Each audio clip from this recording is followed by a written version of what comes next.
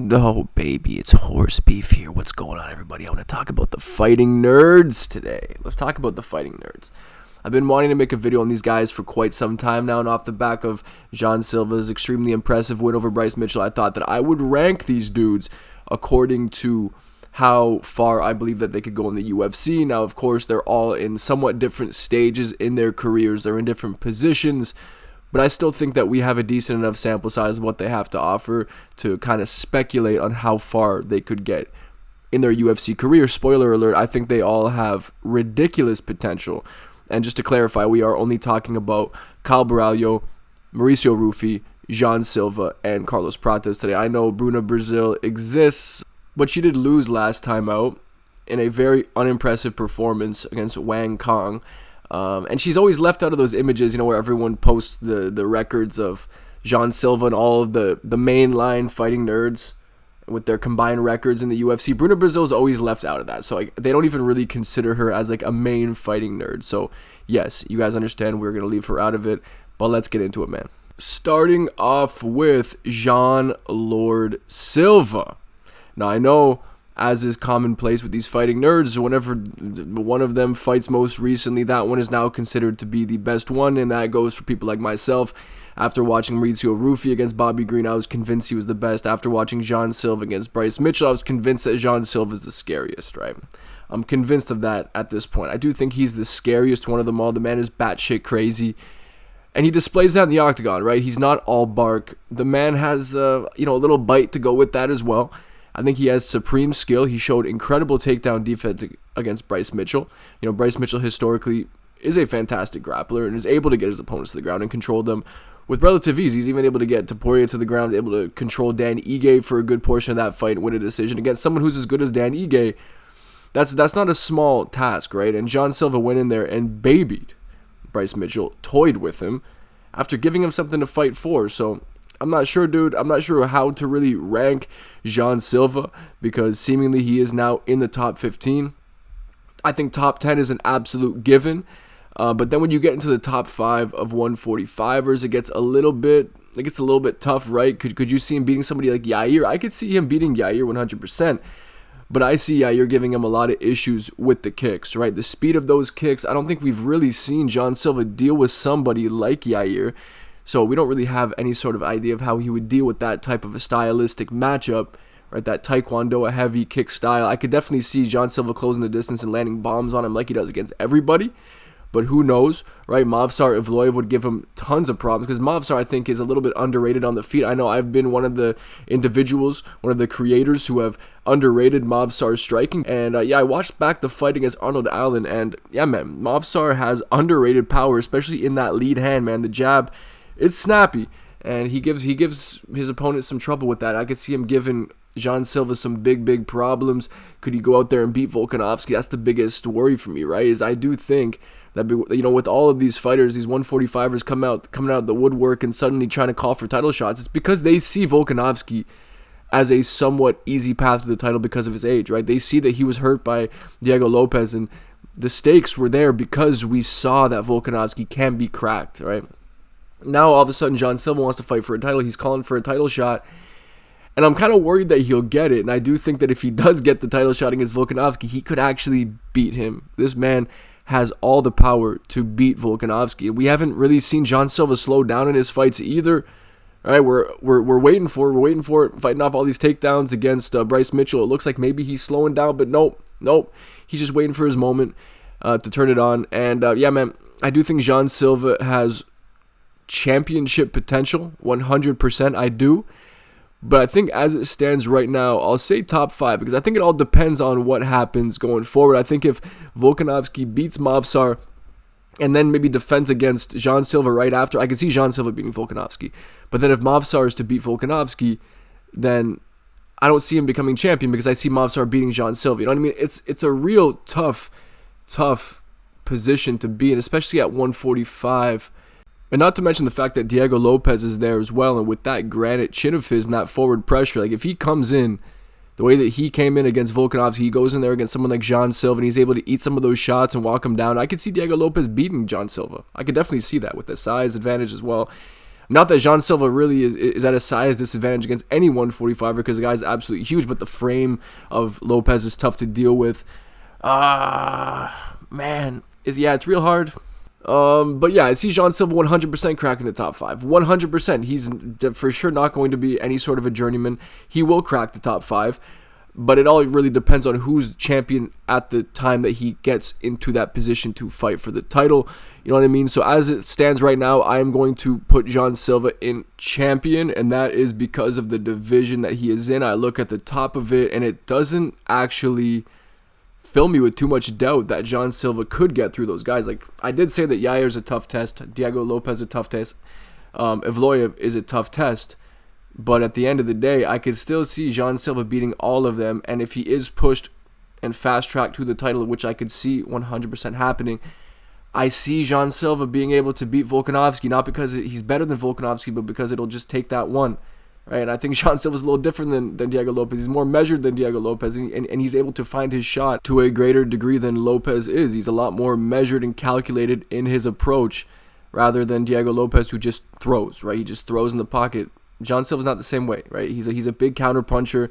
If Volkanovski's pressing it forward, Jean Silva is always causing a threat of a counter coming back at him. Watch his fighting as Drew Dober, man. He's shelling up against the fence. You think maybe he's a little hurt. Next thing you know, he pieces up Drew Dober with a two-piece on the chin. But of course, the granite chin of Drew Dober is able to eat that.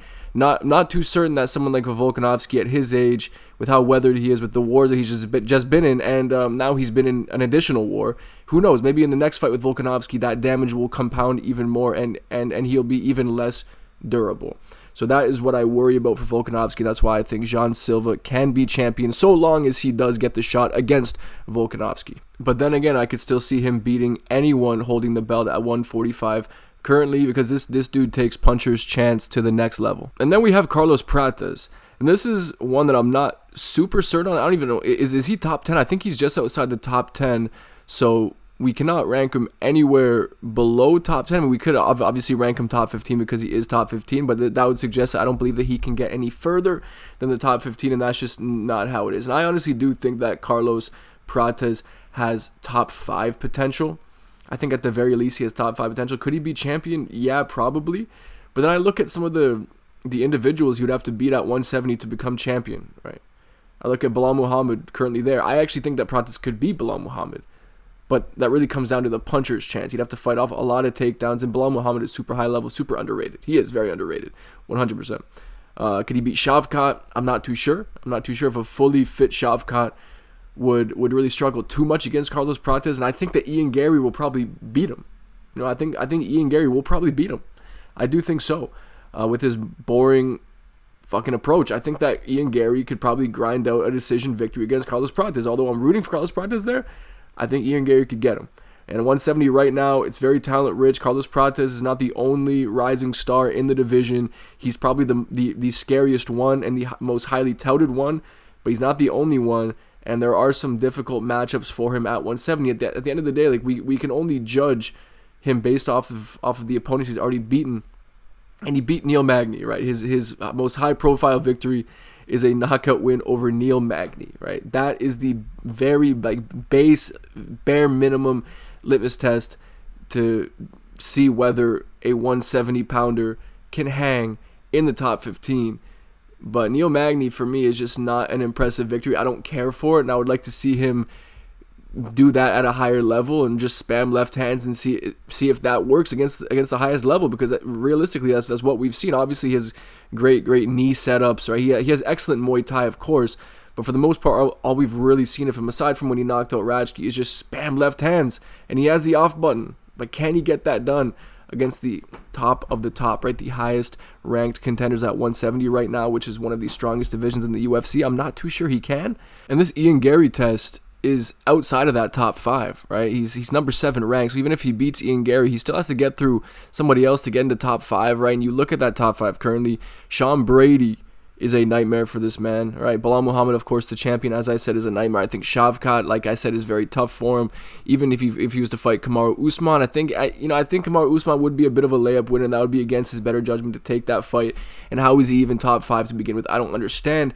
You have to contend with somebody like a Joaquin Buckley, man. Joaquin Buckley is a tough test for anybody at 170 right now, man.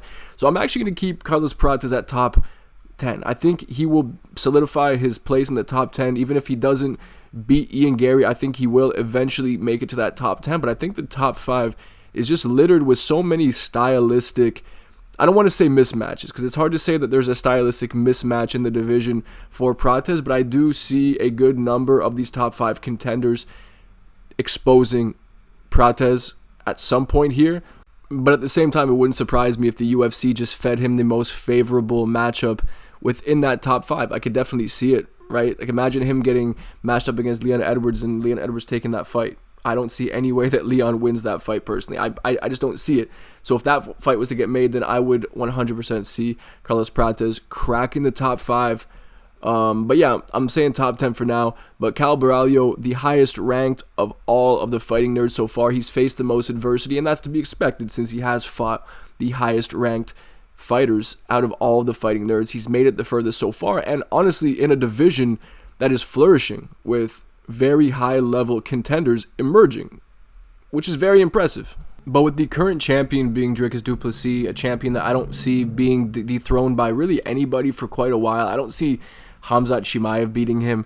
And then you have to think about Borralho going up against somebody like Chimaev or Nasruddin Imavov. I see giving him big trouble, of course. Big trouble from Nasruddin Imavov. And, you know, he did go to war with Jared Cannonier, like a 40-year-old Jared Cannonier, but it's tough to take away from anyone, you know, having a tough go with Jared Cannonier because he seems to defy age and never really decline. He just beat the shit out of RoboCop after weathering a crazy storm in the first round, man. Jared Cannonier is no slouch, so going to war and having a close-ish fight with him is nothing to really take away from him for. But then again, you know, the fighters surrounding him in the rankings, like a Roman Dolidze and all that, like, it's very top-heavy, the middleweight division, but the top 5 is extremely stacked. But if Borralho was to go up against a Robert Whittaker, I could see him potentially beating Robert Whittaker at the current stage that Whittaker is in. Borralho may just be too young and too good form at this stage in his career, and he may just be too weathered. And I think same goes for Israel Adesanya. I think Borralho mixes it up on him and beats him in any way that he wants, I think, at this point in Adesanya's career. And there was some talk about that fight being made. So if that fight is made, then I 100% see Borralho cracking the top 5 at some point. But then again, between Khamzat and DDP, it is so hard to see Borralho becoming champion, and for that reason, I can only rank him in the top 5, which he's on the cusp of achieving anyway. But then again, like I say, I can 100% see myself being wrong about that and Borralho becoming a champion because he's that good. He's so good. I mean, he's a great striker, and he probably is the most well-rounded of all the fight nerds. So that skill set, in theory, should take him all the way, but it has everything to do with the top dogs being Khamzat and DDP of all fighters, right? So unfortunate for Borralho there. I don't see him beating those guys, but like I said, I can be proven wrong here. And then we have Mauricio Ruffy, last but not least. Now this is a very tough one because he does exist in a division that is widely considered to be the most stacked. I have contention for that. I don't think it is the most stacked. I think the new guard is having such a hard time breaking through, and that is a testament to the fact that 155 is not that stacked because the younger fighters should be able to beat these old dogs on their way out of the UFC looking for their retirement fights at this point. And the fact that they haven't been able to break through has a lot to do with the fact that the younger fighters maybe aren't as good as we once thought, or also having to do with the fact that nobody wants to fucking fight and we don't see movement in the rankings. But we did just see Mauricio Ruffy pull off one of the best knockouts probably of all time against Bobby Green. Beautiful wheel kick. And this dude, I have to say this right now, when people say that he's a Conor McGregor regen, I understand that completely because just like Conor McGregor, Mauricio Ruffy is potentially the most accurate striker in the UFC currently standing. I know we haven't seen him display that against the highest level, right? But watch his fight against Jamie Malarkey and watch his fight back against Bobby Green up until the finish. This dude cannot miss, right? When he throws, he is landing every single time. That right hand is as sharp a right hand as I've ever seen thrown in the UFC. It's something else. Like, Mauricio Ruffy, I'm telling you, this dude is a phenom of a striker, and he can beat just about anybody at 155 with his striking alone. But I worry about his gas tank. I worry about how heavily he throws his shots. Like, he's extremely sharp, but he throws everything into his blows, right? He throws everything into his shots. He's just very sharp with it and maintains great technique and doesn't really overthrow too often. But he's extremely technical. although he does tend to fade a bit. But it's hard to base that off of his fight against James Lontop, because look at Lontop going into that fight. Of course he has a crazy chin. He's Peruvian, first of all, right? He's Hispanic. When you're Hispanic, the chin is different. On top of the fact that he looked about a weight class or two bigger than Mauricio Ruffy, and Mauricio Ruffy was still able to crack that chin, drop him, wobble him on multiple occasions, and hurt him badly. Okay? This dude can find anyone's chin at 155. Absolutely anybody's chin at 155. But the issue is when you get to the very, very tippy top. Because in theory, he'll have to deal with an Islam Makhachev or an Ilia Topuria or an Arman Tsarukyan. And I'm sorry, I just don't see this dude being able to impose his will on those particular people. I think Islam Makhachev takes down Ruffy and submits him. But before that happens, Ruffy has that puncher's chance. And that seems to be a common theme with these fighting nerds, is that they just seem to have that puncher's chance, but in a different way than someone like, I'm trying to think of just a big punch, like a Derek Lewis, for example, right? Where there's no technique behind it, it's just a big punch. It's just a big punch.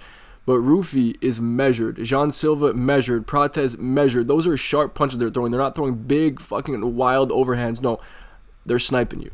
Borralho's a little different. He's not the same in that regard, but he's similar. But we haven't seen him do that against the highest level, right? We haven't seen him knock out guys like that, aside from Paul Craig. But it's crazy.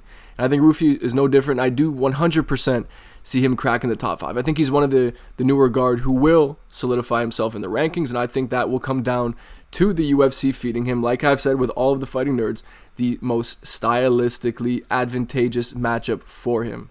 And at lightweight, man, I'm looking at Justin Gaethje. I'm looking at a Dan Hooker. I see this dude starching either one of them at the stage of their careers that they're currently in. The lack of defense, I would say, at least the shoddy defense on both of them as well. I could see the UFC feeding one of those two to Ruffy, and Ruffy beating them in order to crack the top 5. So for me, Ruffy being a top 5er is just kind of a given. But then again, if those issues with the gas tank arise, right, in his first 5-rounder, let's say he gets a 5-round main event on a fight night card against somebody like Dan Hooker, for example. What if Dan Hooker is able to eat those shots in the chin, drag him to the late rounds? What happens to him? I think Dan Hooker beats this guy up, potentially TKOs him. Because I'm not too sure how Mauricio Ruffy goes 5 rounds with that style. I'm not too sure how that'll work out for him. I think he will rely very much on finishes in the first couple of rounds. If not, I can most definitely see him being exposed. But I do think, and I do see him as such a special striker.